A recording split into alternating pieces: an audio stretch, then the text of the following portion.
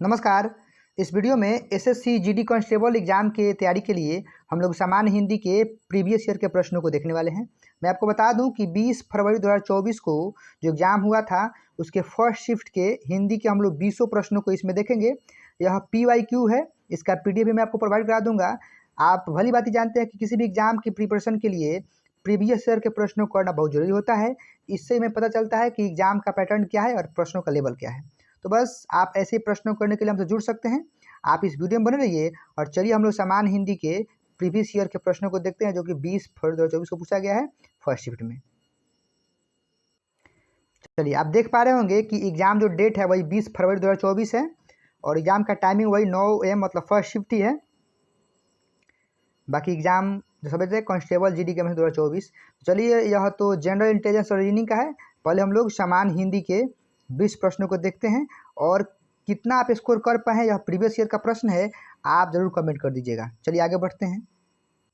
चलिए पहला प्रश्न आपके सामने है, उम्मीद है आप प्रश्न को स्पष्ट रूप से देख पा रहे होंगे।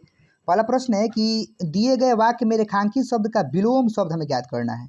अपोजिट वर्ड हमें ज्ञात करना है रेखांकित शब्द। पहले पढ़ते हैं, संसार नश्वर है और नश्वर में ही अंडरलाइन किया गया है। तो मतलब साफ है कि हमें नश्वर शब्द का अपोजिट मतलब उल्टा खोजना है। तो ऑप्शन आपके सामने है, संपन्न, दानव, सहित या अनश्वर। तो बिल्कुल क्लियर है कि नश्वर जो नष्ट होने वाला है, अनश्वर मतलब जो नाश नहीं होने वाला है, इसलिए करेक्ट आंसर ऑप्शन 4 होगा।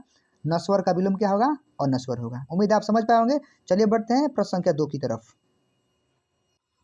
चलिए दूसरा प्रश्न भी आपके सामने है, निम्नलिखित वाक्य में रेखांकित भाग के लिए एक सार्थक शब्द ज्ञात करना है। मतलब कि जो अनेक शब्दों के लिए एक शब्द हमें खोजना है। हम देखते हैं, पुस्तकालय में हाथ से लिखी एक भी पुस्तक उपलब्ध नहीं है और हाथ से लिखी एक भी पुस्तक अंडरलाइन है। तो मतलब साफ है कि हमें हाथ से लिखी एक भी पुस्तक के लिए एक वर्ड खोजना है, एक शब्द खोजना है। अनेक शब्दों को एक शब्द का मतलब होता है कि बहुत सारे शब्दों का तात्पर्य एक शब्दों से होता है। पांडुलिपि, चित्र पुस्तक, प्रतिलिपि या छाया प्रति। तो मैं आपको बता दूं कि हाथ से लिखी गई पुस्तक को हम लोग पांडुलिपि कहते हैं, इसीलिए करेक्ट आंसर ऑप्शन ए होगा। उम्मीद है आप समझ पाए होंगे। चलिए बढ़ते हैं प्रश्न संख्या 3 के साथ। देखिए थर्ड प्रश्न आपके सामने है, दिए गए वाक्य में रेखांकित शब्द का विलोम शब्द ज्ञात करना है। फिर से हमें विलोम शब्द ज्ञात करना है। तो देखिए हम रेखांकित शब्द को देखते हैं, समय का दुरुपयोग न करें। तो हमें दुरुपयोग शब्द का विलोम शब्द खोजना है। ऑप्शंस आप पढ़ सकते हैं, सदुपयोग, कठोर, निरुपयोग या कुरुपयोग। तो देखिए दुरुपयोग का मतलब होता है जिसका दुराचरण करके गंदा उपयोग करना, मतलब गलत तरीके से उपयोग करना। इसीलिए सदुपयोग मतलब सुंदर उपयोग करना, सहज ढंग से उपयोग करना, नियंत्रित रूप से उपयोग करना। इसलिए दुरुपयोग का विलोम शब्द सदुपयोग होगा। देखिए इस स्तर से आपको पता चल रहा होगा कि विलोम शब्द से प्रश्न आ रहे हैं, 2 प्रश्न आ गए। तो जितने भी विलोम शब्द है आपको तैयार कर लेना चाहिए और अभी अनेक शब्दों के एक शब्द से ही प्रश्न आए हैं। उम्मीद है आप समझ पा रहे होंगे प्रश्नों के पैटर्न को। चलिए बढ़ते हैं प्रश्न संख्या 4 के साथ। चलिए अगला प्रश्न है 4 नंबर, निम्नलिखित प्रश्न में 4 विकल्पों में से उस विकल्प का चयन करें जो रिक्त स्थान के लिए चलिए फिर से प्रश्न को पढ़ते हैं। 4 नंबर को कह रहा है कि निम्नलिखित प्रश्न में 4 विकल्पों में से उस विकल्प का चयन करें जो रिक्त स्थान के लिए सही पुल्लिंग रूप वाला विकल्प हो। मतलब पुल्लिंग शब्द खोजना है रिक्त स्थान के लिए। मैं डैश में यहाँ पे पुल्लिंग शब्द खोजना है। अपने परिवार के साथ घूमने जाने वाली हूँ। गाड़ी, अपनेपन, कल, ये तो होगा ही नहीं। दिसंबर, देखिए वैसे दिनों और महीनों के नाम पुल्लिंग होते हैं, कुछ कुछ जैसे जनवरी, फरवरी सबको छोड़कर पुल्लिंग होते हैं, इसको देख लीजिएगा। तो इट मीन्स इसका सही उत्तर ऑप्शन 4 ही होना चाहिए, दिसंबर। मैं दिसंबर में अपने परिवार के साथ घूमने जाने वाली हूँ। बढ़ते हैं प्रश्न संख्या 5 के साथ। 5 नंबर प्रश्न आपके सामने है, कह रहा है कि निम्नलिखित प्रश्न में 4 विकल्पों में से उस विकल्प का चयन करें जो कोष्ठक में दिए गए शब्द के पर्यायवाची शब्द का सही विकल्प नहीं है। मतलब उसका पर्यायवाची शब्द नहीं होना चाहिए, ठीक है। अब देखिए अगर कोई संख्या परिमेय नहीं होती है तो अपरिमेय होती है, सम नहीं होती है तो विषम होती है। तो पर्यायवाची नहीं होगा तो विलोम होगा, यही ना है जी। ईश्वर की शरण में जाना ही उद्धार प्राप्ति का एकमात्र मार्ग है। इसका हमें ऐसे शब्द खोजना है जो इसका पर्यायवाची न हो। उद्धार का मतलब तरण होता है। जब अंतिम छोर पे हम लोग पहुँच जाते हैं ईश्वर के पास तो हमें उद्धार होता है। इसीलिए इसकी हम लोग पर्यायवाची को नहीं खोजेंगे। परित्राण, विमुक्त मतलब वही होता है, छुटकारा मतलब यही होता है। उद्गम का मतलब अभी अभी शुरू करना होता है, इसीलिए हमें पर्यायवाची नहीं खोजना है। बाकी तीनों के तीनों पर्यायवाची हैं। उद्धार का मतलब छुटकारा मिल जाना, विमुक्त हो जाना, परित्राण हो जाना, लेकिन उद्गम का मतलब जहाँ से निकलना होता है, शुरुआत करना होता है। इसलिए उद्धार शब्द का पर्यायवाची नहीं खोजना है, जो कि उद्गम होना चाहिए। करेक्ट आंसर ऑप्शन 3 होगा। उम्मीद है आप समझ पाए होंगे। चलिए बढ़ते हैं प्रश्न संख्या 6 के साथ। देखिए 6 नंबर है कि निम्नलिखित प्रश्न में 4 विकल्पों में से उस विकल्प का चयन करें जो रिक्त स्थान के लिए सही शब्द वाला विकल्प हो। इसमें सही शब्द खोजना है। महाभारत में कहा गया है कि जो सब धर्मों को सम्मान नहीं देता वह धर्म नहीं डैश है। सधर्म है, तपस्या है, आचार है या अधर्म है। सिंपल सी बात है कि जो सभी धर्मों को सम्मान नहीं देता है वह अधर्म है। करेक्ट आंसर ऑप्शन 3 होगा, अधर्म। चलिए बढ़ते हैं प्रश्न के 7 के साथ। 7 नंबर है, कह रहा है कि दिए गए वाक्य में उचित पर्यायवाची शब्द का चयन करके रिक्त स्थान की पूर्ति कीजिए। मतलब हमें सैनोनिम्स खोजना है, पर्यायवाची शब्द खोजना है। पर्वत डैश है, अर्थात स्थिर का ही हमें समान शब्द पर्यायवाची शब्द खोजना है। मंगल, सुगम, गिरावट, निश्चल, अचल, जो कि बिल्कुल फिक्स है। इसीलिए करेक्ट आंसर ऑप्शन ए होगा, निश्चल। चलिए बढ़ते हैं प्रश्न संख्या 8 के साथ। कह रहा है कि दिए गए वाक्य में रेखांकित भाग के लिए उचित सार्थक शब्द का चयन कीजिए। रात होते ही भी बढ़ गई। देखिए क्या किया है कि भीड़ का उल्टा कर दिया है, ठीक है ना। हम लोग भीड़ कैसे लिखते हैं, ऐसे लिखते हैं ना। रात होते ही भीड़ बढ़ गई, तो हमें खोज लेना है। देखिए करेक्ट आंसर पहला ही सही होगा, बाकी भरा, भार या राव इससे कोई ताल्लुक है नहीं, और ना ही यह कोई सार्थक शब्द है, ठीक है। इसलिए सार्थक शब्द रवि का भीड़ होगा, और हम इसे जोड़ेंगे तो रात होते ही भीड़ बढ़ गई। करेक्ट आंसर ऑप्शन 2 हो जाएगा। चलिए बढ़ते हैं प्रश्न संख्या 9 के साथ। देखिए 9 प्रश्न है, 20 प्रश्न है टोटल, और 20 प्रश्न पूछे गए थे हिंदी से। उम्मीद है आप सभी प्रश्नों को आसानी से कर लेंगे।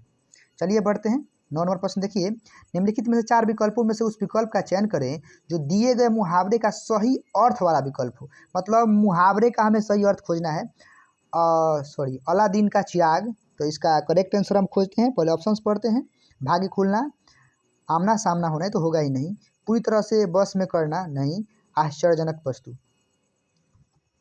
अलादीन का चिराग का मतलब होगा आश्चर्यजनक वस्तु। यह मुहावरा है जिसका अर्थ आश्चर्यजनक वस्तु होगा। करेक्ट आंसर ऑप्शन 3 होगा। चलिए बढ़ते हैं प्रश्न संख्या 10 के साथ। देखिए 10 नंबर प्रश्न के सामने निम्नलिखित प्रश्न में 4 विकल्पों में से उस विकल्प का चयन करें जो कोष्टक में दिए गए शब्द के तत्सम रूप का सही विकल्प देता है। देखिए उत्पत्ति की दृष्टि से शब्द के 4 प्रकार होते हैं। मैं आपको बताना चाहता हूँ थोड़ा सब समय में। शब्द के 4 प्रकार, एक होता है तत्सम, एक होता है तद्भव, एक होता है देशज, और एक होता है विदेशज। तो देखिए सिंपल सी बात है कि हमें तत्सम शब्द खोजना है, जैसे इस ईंट का खोजना है। मैं आपको बता दूं कि तत्सम, तत्व माने वही सम मतलब बराबर। जब संस्कृत के शब्दों को ज्यों कहते हुए हिंदी में हम प्रयोग करते हैं ना, उसको तत्सम कहते हैं। और जब उसका रूप सुधार कर करते हैं उसको तद्भव बोलते हैं। और हमारे देश में बोलचाल की भाषा में जो बोला तो उसको देशज बोलते हैं। और विदेशों की भाषा को जैसे डॉक्टर, इंजीनियर हिंदी में प्रयोग करते उसको विदेशज बोलते हैं। मतलब जनरल समझ में समझ गए। तत्सम से भी मतलब है कि अगर संस्कृत के शब्दों को जैसा का तैसा हम व्यवहार करेंगे हिंदी में, वो तत्सम कहलाएगा। वर्तमान में हमें ईट शब्द का तत्सम खोजना है। तत्सम का मतलब है संस्कृत शब्द, ठीक है। देखिए तो मेरे पड़ोसी का घर बन रहा है, इसीलिए बहुत सी ईंट मंगवाई गई है। रेत, गंडक, अक्ष कोई मतलब नहीं, इष्टिका, इष्टिका का मतलब ईट ही होता है। और समझे कि इष्टिका एक संस्कृत शब्द है, और इसीलिए इसका प्रयोग जब हिंदी में करेंगे तो यह तत्सम कहलाएगा। इसीलिए करेक्ट आंसर ऑप्शन 2 होगा। अगले प्रश्न के साथ हम लोग हैं 11 नंबर। दिए गए वाक्य का भाग ज्ञात करें जिसमें कोई त्रुटि है। यदि कोई त्रुटि नहीं है तो कोई त्रुटि नहीं है ऑप्शन चुनना है। विद्यार्थी शब्द पढ़ते हैं। विद्यार्थी शब्द 2 शब्द के योग से बना है, विद्या और अर्थी। तो वही कोई त्रुटि नहीं है, शब्द के योग से बना है विद्या धन अर्थी, विद्यार्थी शब्द 2। देखिए यहाँ पे बहुत गहरा प्रश्न पूछा गया है, तो यहाँ पे करेक्ट आंसर यही होगा ऑप्शन 2। मैं बताता हूँ कैसे। विद्यार्थी शब्द 2 शब्द लिखा है ना जी, तो शब्द नहीं, यहाँ पे 2 शब्दों होना चाहिए। क्या होना चाहिए था? 2 शब्दों के योग से बना है, ठीक है।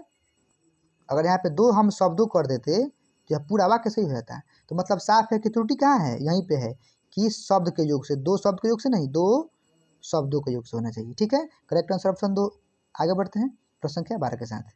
देखिए 12वां प्रश्न है कि निम्नलिखित प्रश्न में दिए गए 4 विकल्पों में से उस विकल्प का चयन करें जो दिए गए मुहावरे के अर्थ को सर्वश्रेष्ठ रूप से व्यक्त करता है। झांसा देना बहुत आसान है। झांसा देना मतलब धोखा देना, किसी को चीट करना। झांसा देना का मतलब क्या बोलते हैं, मुहावरे का अर्थ क्या होगा, धोखा देना। उम्मीद आप समझ पाएंगे। चलिए बढ़ते हैं 13 नंबर प्रश्न के साथ। है कि दिए गए विकल्पों में से शुद्ध वर्तनी वाले शब्द का चयन करना है। दीपक रोशनी प्रदान कर। देखिए दीपक जो है ना वो गलत लिखा है, हमें तो शुद्ध वर्तनी खोजना है, तो दीपक दीर्घिकार से दिखाता है, इसीलिए पहला ऑप्शन गलत है। राम की तुलना, देखिए तुलना जो यहाँ पे गलत लिखा है, तुलना हर्ष इकार से होता है, सॉरी हर्ष उकार से होता है, तो ये भी गलत है, हमें शुद्ध वर्तनी खोजना है। यह मशीन, देखिए यहाँ पर जो हम रेखांकित कर रहे हैं वो सारे के सारे शब्द गलत हैं, तो मशीन दीर्घिकार से होता है, तो बस जो बच गया वही करेक्ट आंसर होगा। औरत में बहुत शक्ति होती है, करेक्ट आंसर ऑप्शन 4 होगा। उम्मीद है आप समझ पाए होंगे, स्क्रीनशॉट कर सकते हैं। बढ़ते हैं प्रश्न संख्या 14 के साथ। तो लंबा प्रश्न है, देखिएगा 14 नंबर। निम्नलिखित वाक्य में उस वाक्यांश को पहचानें जिसमें अशुद्धियां हैं, यदि कोई गलती नहीं है तो त्रुटि नहीं है का चुनाव करना है। हर साल के विश्व पर्यावरण दिवस को कुछ न कुछ विषय के साथ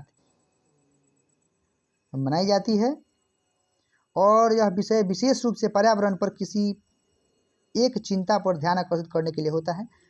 हमें अशुद्धि खोजना है, तो आप ऑप्शन पढ़ लीजिएगा। बाकी मैं बता देना चाहूँ कि आयोग ने इसका सही आंसर ऑप्शन 2 माना है कि साथ मनाई जाती है और यह विशेष विषय के रूप से पर्यावरण पर, यहीं पे देखना है कि कहाँ गलत हुआ है, ठीक है ना।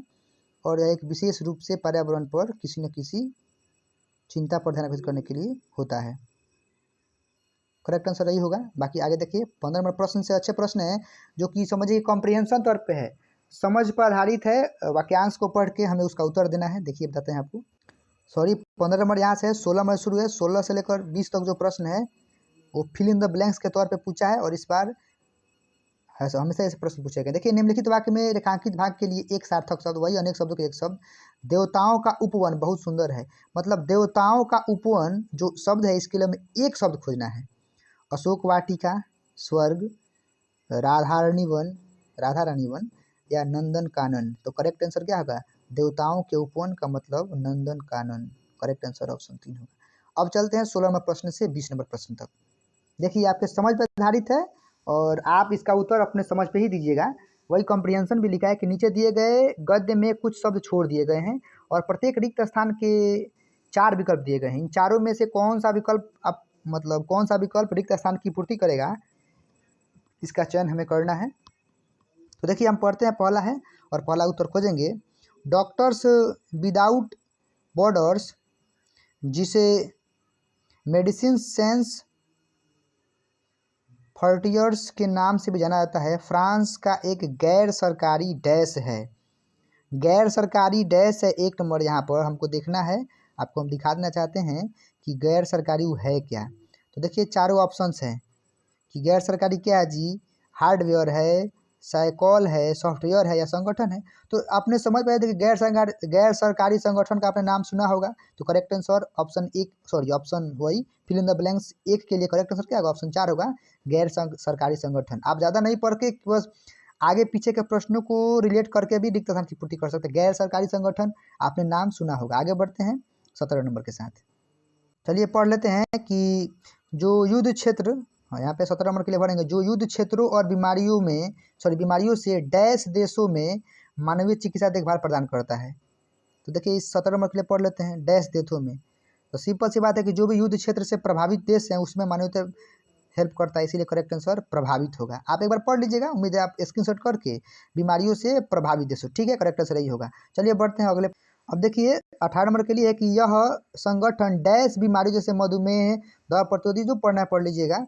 तो विभिन्न बीमारियों, देखिए करेक्ट आंसर आपके सामने ही है कि यह जो संगठन है विभिन्न बीमारियों, एकदम सटीक बैठ रहा है, इसीलिए करेक्ट आंसर ऑप्शन यही हो जाएगा। चलिए बढ़ते हैं 19 नंबर के साथ। आगे पढ़ते हैं 19 नंबर के लिए कि एमएसएफ को कई महाद्वीपों पर उसके डैश कार्यों के लिए 1999 में नोबेल शांति डैश से सम्मानित किया गया। यहाँ तो देख लीजिए पुरस्कार ही होगा, देख लीजिए डैश से सम्मानित किया गया। 20 नंबर के लिए यहाँ पे पुरस्कार होना चाहिए और बाकी यहाँ पर उसके डैश कार्य के लिए, तो आपके सामने ऑप्शन है अनुभव कार्य के लिए, बेकार कार्य के लिए, मानवीय कार्य के लिए, अतिशयोक्ति के लिए। सिंपल बात है कि उसके मानवीय कार्य के लिए 1999 में नोबेल पुरस्कार से सम्मानित किया गया। और हमने अभी बता दिया कि यहाँ पे जो 20 नंबर के लिए पुरस्कार होना चाहिए। बाकी ऑप्शंस आपको दिखाते हैं। बिल्कुल आप देख लीजिए कि 1999 में मानवीय कार्य के लिए पुरस्कार से सम्मानित किया गया था। करेक्ट आंसर ऑप्शन 4 होगा। तो आप क्लियर रूप से समझ पाए होंगे कि जो एसएससी जीडी कांस्टेबल का एग्जामिनेशन होता है उसमें सामान्य हिंदी से किस किस पैटर्न से प्रश्न पूछे जा रहे हैं, और 16 से लेकर 20 तक तो बिल्कुल ईजी है, अपने समझ पर आधारित है। और बाकी ऊपर भी क्या था, विलोम था, पर्यायवाची था, अनेक शब्दों को एक शब्द से था, मुहावरे से था, लोकोक्ति से था, बस यही ना था। तो उम्मीद है कि आप अच्छे समझ पाए होंगे, और ऐसे ही तैयारी के लिए आप हमसे जुड़ सकते हैं। चलिए मिलते हैं अगली वीडियो में अगले टॉपिक के साथ। आप कमेंट कर दिए कितना सही किए हैं। तब तक के लिए टेक केयर, थैंक यू, पढ़ते रहिए, आगे बढ़ते रहिए।